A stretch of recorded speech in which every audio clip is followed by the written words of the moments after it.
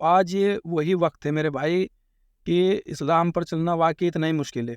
एक वक्त पहले था, वो अच्छाई का दौर था कि अगर कोई गुनाह पे चल रहा तो उसका गुनाह पे चलना बहुत मुश्किल था, बहुत ही ज़्यादा मुश्किल था।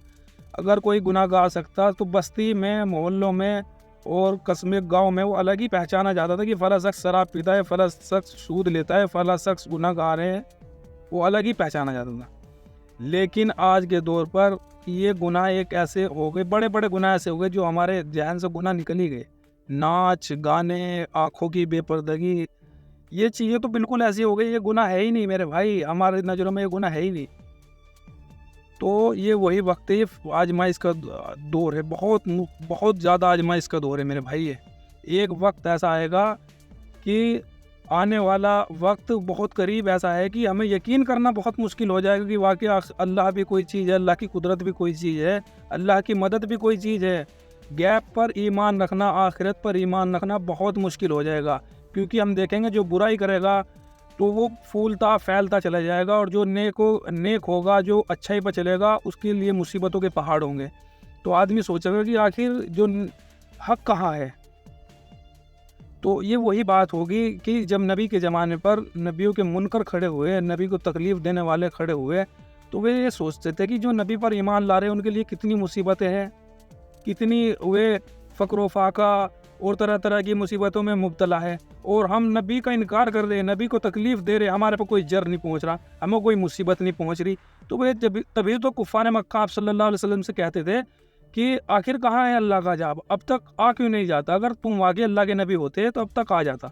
वही जहनियत अभी बनेगी मेरे भाई कि आखिर हक कहाँ है, इतना जुल्म होगा कि अल्लाह की मदद आखिर कहाँ है। यही आजमाइश होगी, यही फितनों का दौर होगा मेरे भाई। इस पर ईमान बचाना बहुत मुश्किल होगा, बहुत ज़्यादा मुश्किल होगा। उसी का ईमान बचेगा जिसे भाई अल्लाह बस बचा लेंगे, और जो अल्लाह से दुआएं करेगा। तो ये जो वक्त है, अभी देखो कि हमारे कम से कम दर्जे की बात यह है कि अभी हमारी जहनियत इस दर्जे पर पहुंच गई कि कुछ गुनाह हमारे जहन से गुनाह रहे ही नहीं, सिरे से ही ख़त्म हो गए। वो गुनाह ही नहीं समझते।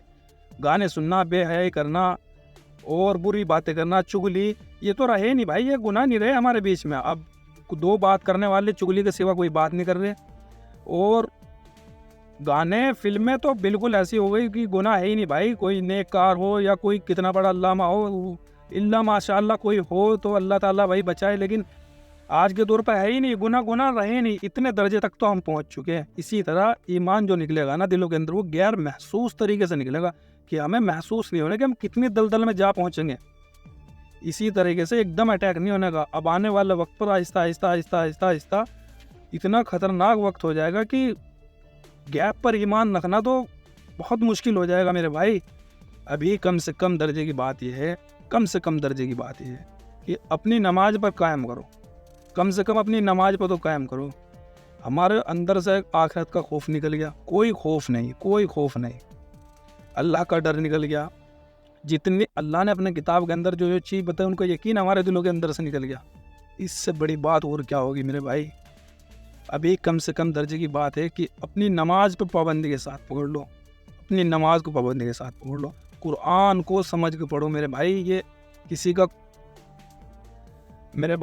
का कोई नुकसान नहीं, सबका अपना ही नुकसान है, सबका अपना ही फ़ायदा है, सबका अपना ही नुकसान है। आखिर अल्लाह ताला ने हमें दुनिया के अंदर भेजा क्यों है? अय्यासी करने नहीं भेजा हम और हम क्या देखते हैं, हम दूसरों के लिए आइडियल थे भाई, हम दूसरों को बताने के लिए आए थे, हम दूसरों को समझाने के लिए आए थे कि भाई हक ये है, दुनिया के अंदर ये हक है, हम इसलिए आए हैं। ये दुनिया तो एक फरेब है, एक धोखा है, असल दुनिया आखिरत की है। हम तो दूसरों को बताने के लिए आए थे, लेकिन हम ही इतने गिर गए कि भाई हमें अपना आप को बचाना बहुत मुश्किल हो गया। तो कम से कम दर्जे की बात यह है मेरे भाई, अभी भी वक्त है, अभी भी वक्त है, अभी भी वक्त है। अपने आप को पहचान लो, अपनी किताब को पढ़ लो भाई। अब कम से कम इतने दर्जे पर तो हम गिर चुके कि अब तुम्हें कोई समझाने वाला नहीं है, कोई फोर्सफुली नहीं कहने का कि अब बुराई इतनी आम हो गई कि अगर कोई दीन पर आना चाह रहा, उसके लिए मुश्किलें पैदा हो गई। कितनी बड़ी आजमाइश का दौर है मेरे भाई, उसके लिए मुश्किलें पैदा हो गई। जो दीन पर चलना चाहता है वो आखिर क्या उठता है भाई, आज के दौर में कैसे बच सकते हैं, यहाँ तक बात आ गई। तो ये कितनी घबराने और कितने सोचने वाली बात है भाई। आने वाला वक्त देखो कैसा होगा। तो भाई बचा लो अपने आप को बचा लो, आने वाले वक्त से अपने आप को बचा लो। थोड़ा सा सोच लो, इस मोबाइल के फितने से अपने आप को बचा लो। इंस्टाग्राम रील्स, और ये रील्स इतनी बुरी चीज़ है, इतनी खतरनाक चीज़ है कि आदमी को इतना डिस्टर्ब करती है। इमोशन चेंज होते हैं हर 10 सेकंड में। आप रील देखने बैठो, इमोशनल एक सैड रील आ गई, आप सैड हो गए, फिर ऊपर को आपने स्क्रॉल किया, कोई हैप्पीनेस की आ गई, आप हैप्पी हो गई। इंसान के जज्बात खिलौना हो गए मेरे भाई, हर 10 सेकंड बाद इंसान के जज्बात चेंज हो रहे। तो ये जहन, ये डिप्रेशन क्यों बढ़ रही? डिप्रेशन यही तो, इमोशन चेंज हो रहे, हर 10 सेकंड बाद इमोशन चेंज हो रहे भाई। अंदर से खत्म हो रहा है इंसान।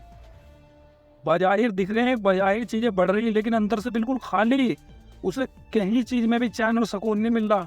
वो भाग रहा, हर इंसान अपना आप से भाग रहा, हर इंसान अपना आप से भाग रहा, हर वक्त इंटरटेनमेंट के चक्कर में लग रहा और बेजार हो रहा, बेजार। हया की चादर तो निकल गई, बेजार हो रहा बस। जो जिसके मन में आ रहा, बस मैं मेरे जो जहनियत काम कर रही, बस मैं तो वो करूँगा, भाड़ में जाए सब कुछ। ये पागलपन आ रहा है अंदर, पागलपन आ रहा भाई। हया ख़त्म हो रही, शर्म ख़त्म हो रही है, अंदर से ख़त्म हो रहा आदमी। ये वजह यही है मेरे भाई। अभी भी वक्त है, इन चीज़ों से दूर हो जाओ कुछ वक्त के लिए। अल्लाह की किताब को वक्त दो, अल्लाह के दीन को वक्त दो। तो अगर कोई अपना आप को इस फितने से बचाना चाह रहा, कुछ वक्त के लिए अपना आप को वक्त दो, सिर्फ अपना आप को बचो तो सही। मुश्किल तो है थोड़ा सा, लेकिन अगर कोई है अपना आप को सीरियस लेने वाला, तो इंशाल्लाह देखो कि आपको कहाँ से, कितनी जल्दी आप अंदर से तब्दील होते हैं और कितनी खुलकर चीज़ आपको समझ में आती है। लेकिन ये होगा तभी अगर इस नंगे नाच से अपना आप को बचाओगे। तो कम से कम दर्जे की बात है, कम से कम दर्जे की बात है कि कम से कम नमाज पर तो आ ही जाओ, नमाज पर आ ही जाओ। अपना ही फ़ायदा है, अपना ही फ़ायदा है भाई।